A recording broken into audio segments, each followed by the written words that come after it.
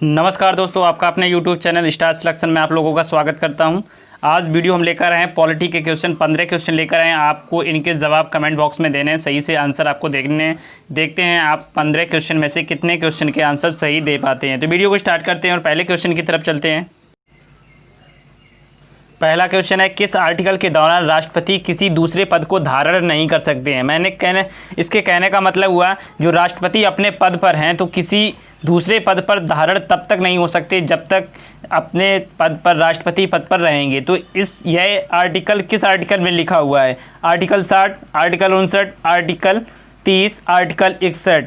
Article का मतलब क्या हुआ? अनुच्छेद। इसे हिंदी में क्या कहते हैं? इसे हिंदी में अनुच्छेद भी कहते हैं। क्या? अनुच्छेद भी कहते हैं। इसे हिंदी में अनुच्छेद कहते हैं। तो आपको बताना है इसका राइट आंसर क्या होगा, जल्दी से बताइए। किस आर्टिकल में कहा गया है? तो ऐसा आर्टिकल 59 में 59 में कहा गया कि जो राष्ट्रपति हैं वो अपने पद पर रहेंगे लेकिन किसी दूसरे पद को धारण नहीं कर सकते हैं। अगला क्वेश्चन है कि राष्ट्रपति को मुख्य न्यायाधीश के द्वारा शपथ दिलाना एक किस आर्टिकल में लिखा है? मतलब राष्ट्रपति जो है, राष्ट्रपति को शपथ कौन दिलाता है? मुख्य न्यायाधीश दिलाते हैं। लेकिन कौन से आर्टिकल के तहत? ऐसा किस आर्टिकल में लिखा है कि जो राष्ट्रपति को शपथ दिलाएंगे मुख्य न्यायाधीश दिलाएंगे?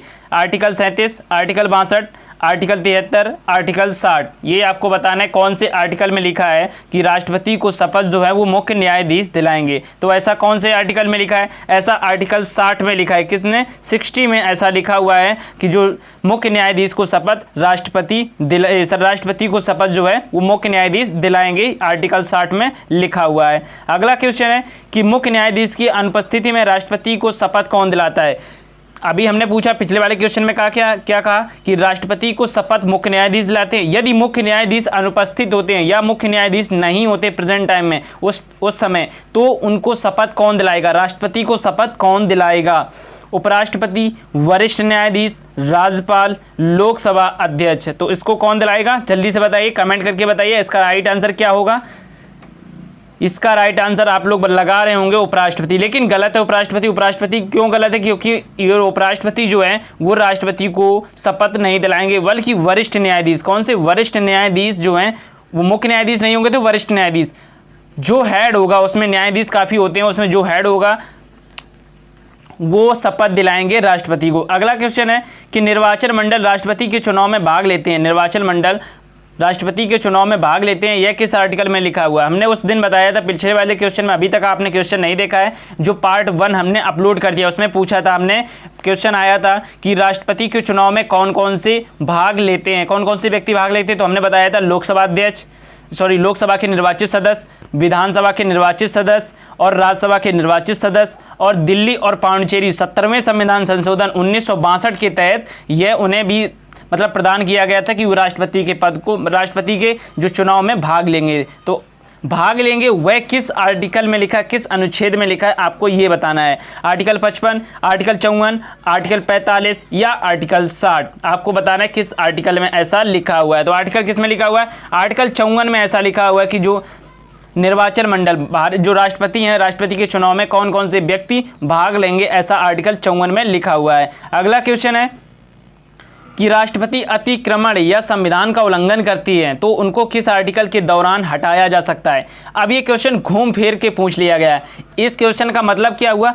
महाभियोग। क्या क्वेश्चन का मतलब हुआ? महाभियोग किस आर्टिकल के तहत लगाया जाता है। यहाँ महाभियोग ना देके आपको थोड़ा सा घुमा के पूछा। क्या पूछा? कि राष्ट्रपति अतिक्रमण या संविधान का उल्लंघन करते हैं। संविधान का उल्लंघन मतलब तभी कि संविधान का उल्लंघन करते हैं तभी उन पर महाभियोग लगाया जाता है। तो आपको बताना है किस आर्टिकल के तहत। अगर अतिक्रमण या संविधान उल्लंघन आपको नहीं समझ में आता तो मैंने बता दिया कि महाभियोग, क्या महाभियोग किस आर्टिकल के तहत लगाया जाता है, आपको ये बताना है। तो किस आर्टिकल के तहत? Article 60, article 61, article 63, article 64। तो इसका राइट आंसर क्या है? आप लोग सही बता देंगे। अब आर्टिकल 61 के तहत राष्ट्रपति पर महाभियोग लगाया जाता है।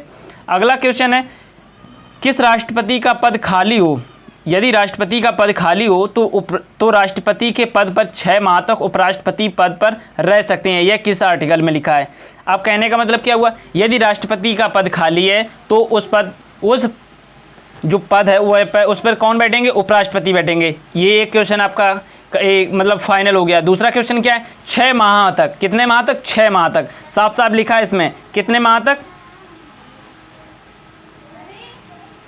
इसमें साफ साफ लिखा हुआ है कितने माह तक, 6 माह तक इसमें लिखा हुआ है। तो आपको क्या करना है, बताना है कि 6 माह तक कौन कौन से रह सकते हैं, आपको ये बताना है।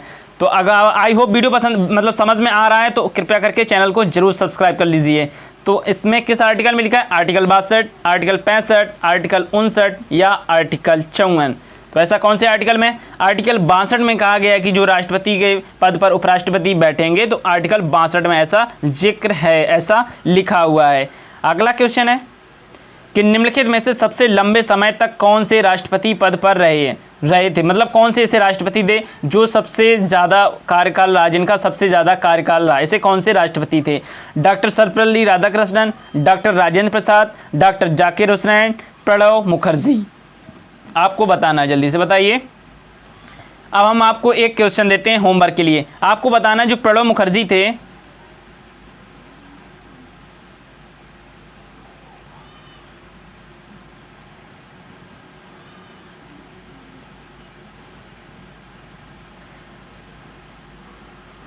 आपको बताना जो प्रणब मुखर्जी थे वह कौन से मतलब कौन से नंबर के थे, राष्ट्रपति कौन से नंबर के, आपको बताना प्रणब मुखर्जी जो हैं वो किस नंबर के राष्ट्रपति हैं। तो इसका राइट आंसर क्या है, सबसे लंबे समय तक कौन से रहे थे, doctor Rajendra Prasad, B is the right answer. अगला क्वेश्चन है कि निम्नलिखित में से भारत के पहले राष्ट्रपति किस राज्य से थे, भारत के जो पहले राष्ट्रपति कौन थे, डॉक्टर राजेंद्र प्रसाद, वो किस राज्य से बिलोंग आते थे या किस राज्य में रहते थे जो सबसे पहले राष्ट्रपति पद को धारण किया था, महाराष्ट्र, तमिलनाडु, बिहार या पश्चिम बंगाल। तो इसका राइट आंसर क्या है, बिहार से बिलोंग करते थे, कहाँ से, बिहार से doctor Rajendra Prasad first president of India, पहले राष्ट्रपति बने थे भारत के, जो डॉक्टर राजेंद्र प्रसाद थे वो किस राज्य से बिलोंग करते थे, बिहार से।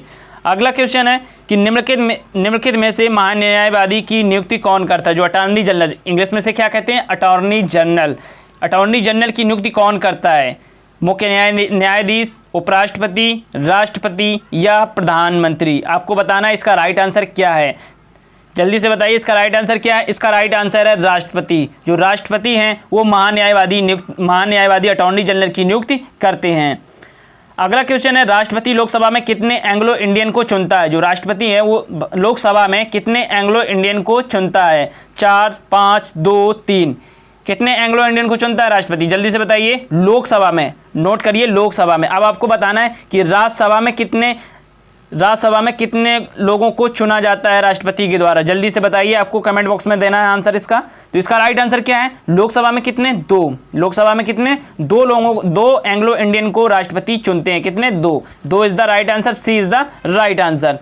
अगला क्वेश्चन है कि निम्नलिखित में से मुख्य चुनाव आयुक्त की नियुक्ति कौन करता है, बताइए इसे बताइए जल्दी से, मुख्य चुनाव आयुक्त की नियुक्ति कौन करता है, जल्दी से बताइए। इसका राइट आंसर क्या है, राष्ट्रपति, प्रधानमंत्री, उपराष्ट्रपति, लोकसभा अध्यक्ष। तो इसका राइट आंसर क्या है, इसका भी राइट आंसर राष्ट्रपति है, ए इज द राइट आंसर।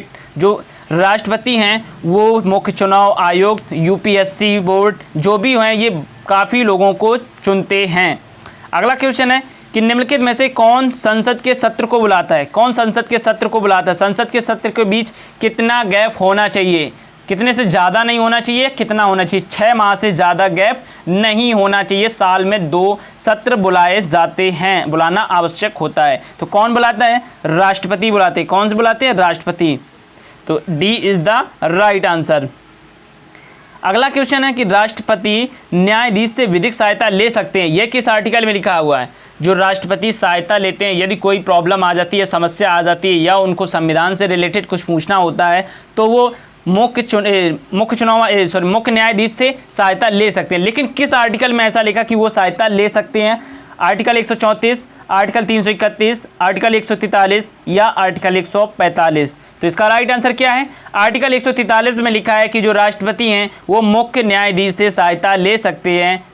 अगला क्वेश्चन है कि राष्ट्रपति किस आर्टिकल के दौरान मृत्युदंड को क्षमादान दे सकते हैं, या मृत्युदंड किसी को हो रहा है तो उसमें माफ़ी दे सकते हैं, उसको क्षमादान दे सकते हैं, ऐसा कौन से आर्टिकल में लिखा हुआ है। तो कौन से आर्टिकल में लिखा हुआ है जल्दी से बताइए, इसका राइट आंसर क्या है, article 74, article 77, article 72, article 73।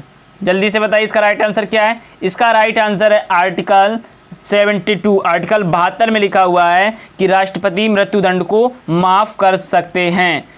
C is the right answer. अगला क्वेश्चन है कि निम्नलिखित में से कौन से ऐसे राष्ट्रपति थे जिनकी कार्यकाल के समय में ही मृत्यु हो गई थी। ऐसे कौन से एक मतलब दो तीन राष्ट्रपति थे जिनकी कार्यकाल में मृत्यु हो गई थी। इसमें से एक आपको यहाँ पर दिए गए हैं। कौन है? डॉक्टर सर्वपल्ली राधाकृष्णन, या जाकिर हुसैन, या नीलम संजीव रेड्डी, या प्रतिभा देवी सिंह पाटिल। जल्दी से बताइए, एक राइट आंसर इसमें से एक बताइए जल्दी से, इसका राइट आंसर क्या है।